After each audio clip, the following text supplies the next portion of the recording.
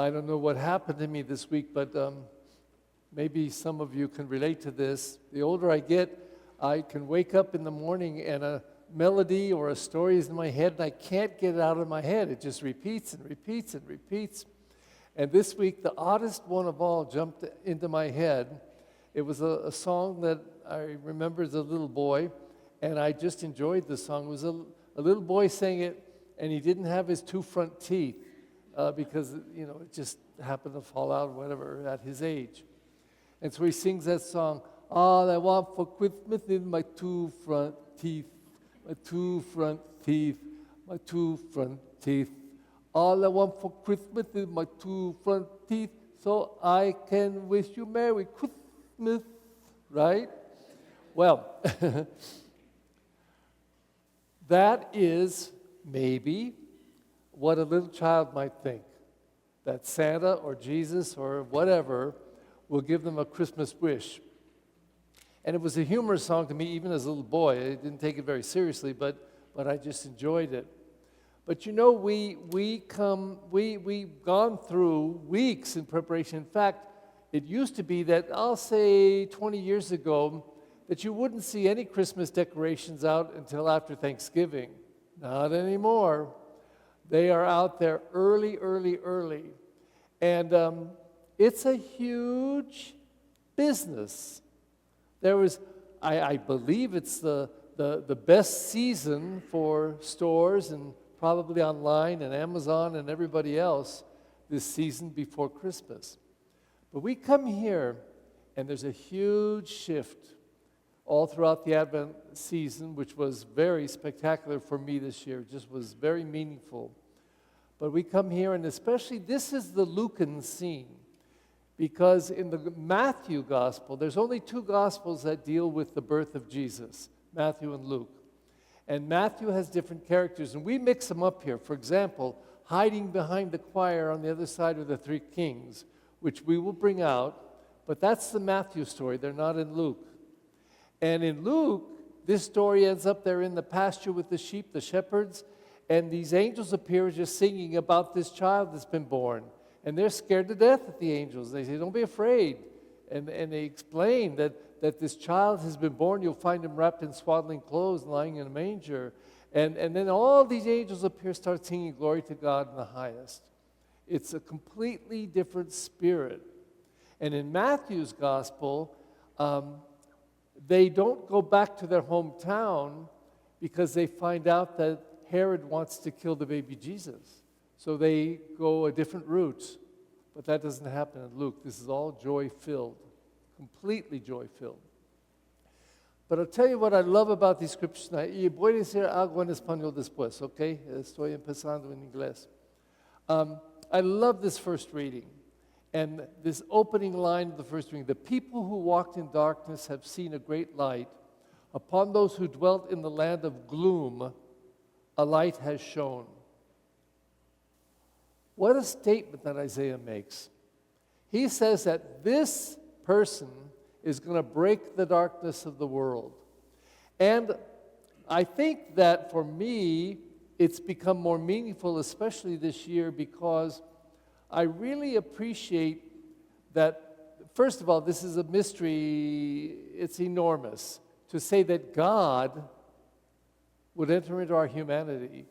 And in one of the scriptures, I think it's in Romans, says that God emptied himself of his godliness and took on the form of a slave. He became human like us.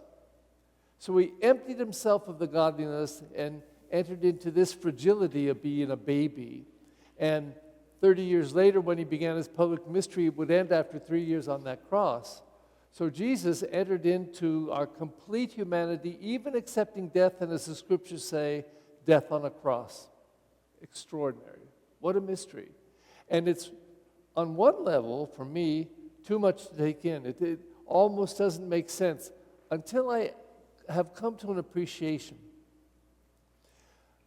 In the story of Adam and Eve, and it is a story, don't think it's literal. There's so many reasons why that is so.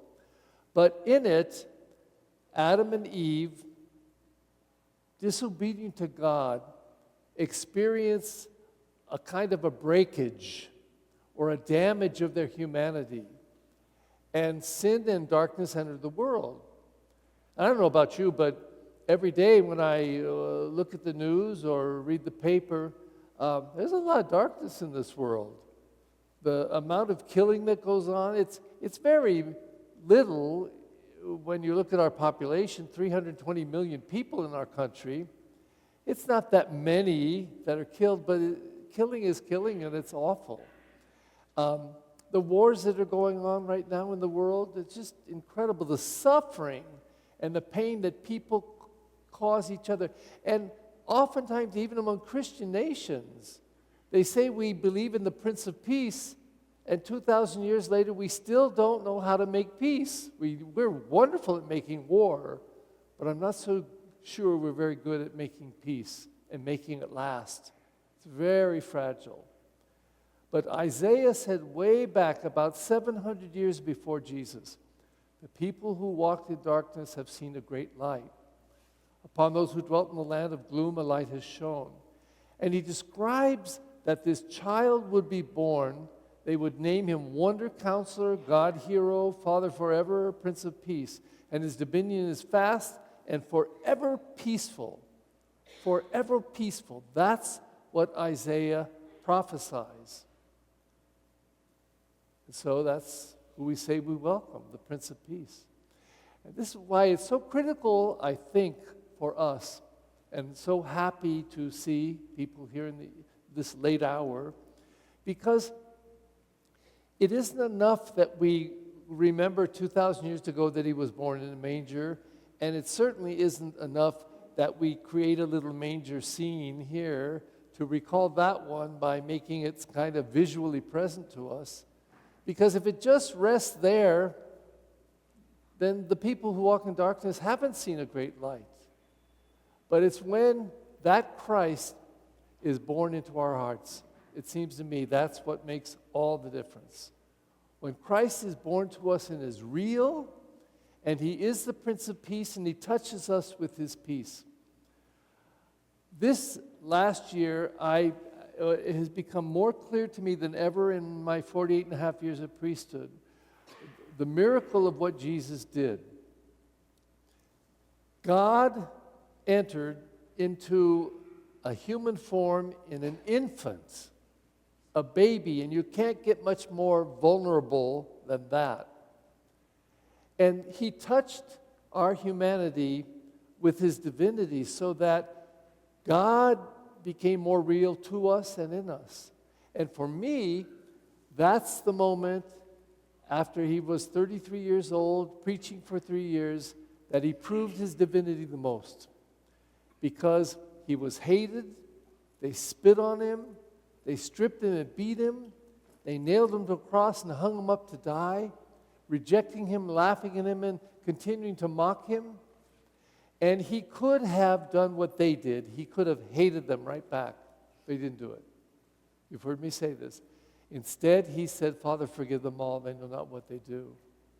And for someone to go through that and then to speak words of love and forgiveness, it's divine. It's not human, it's divine. And I think that in that, Jesus gave back to us that divinity. He touched our lives with his divinity. And I think that's what we really celebrate in Christmas. And if that's what enters into us as we celebrate the birth of Jesus Christ, something incredible happens to us on this feast of Christmas, and hopefully it gets lived not just on the feast of Christmas, but every day all through our year. And so we welcome that Christ, we welcome that love, we welcome that divinity, and we welcome the transformation that it offers to us. And I'd like to say that in a sense, like Mary, but not physically, all of us are invited to become impregnated with Christ, men and women alike. Not physically, but that Christ would become so real in us that as we go out there to the world, we take away some of that darkness and we bring some of that light. Sin repitiendo cada palabra, yo creo que esa primera lectura que sobre qué estaba escuchando y yo quiero decir las palabras de un momento. Diciendo, el pueblo que caminaba en tinieblas vio una gran luz. Sobre los que vivían en tierra de sombras, una luz resplandeció. Son las palabras de Isaías 100 años antes de Cristo, antes de este evento, porque él estaba dando una profecía que este mundo en oscuridad, tinieblas, sombras, van a estar cambiados con la entrada de esta luz y este príncipe de paz. Yo creo en realidad las sombras y tinieblas continúan en este mundo. Hay gente que matan cada día, hay guerras, pero tenemos en este momento, en este nacimiento de Jesús, una invitación por nosotros a recibir la luz, por nosotros a declarar el príncipe de paz. Y cuando podemos conocerlo con el príncipe de paz y la luz, yo creo que puede quitar en nosotros las tinieblas y sombras, pero nacido no solamente en este lugar, pero en nosotros, nacido en nosotros, podemos traerlo al mundo y dar Cristo la luz al mundo.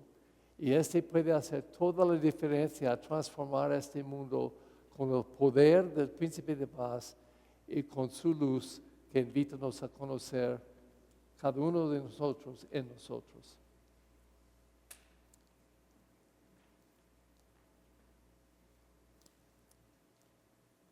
De pie, por favor, please stand.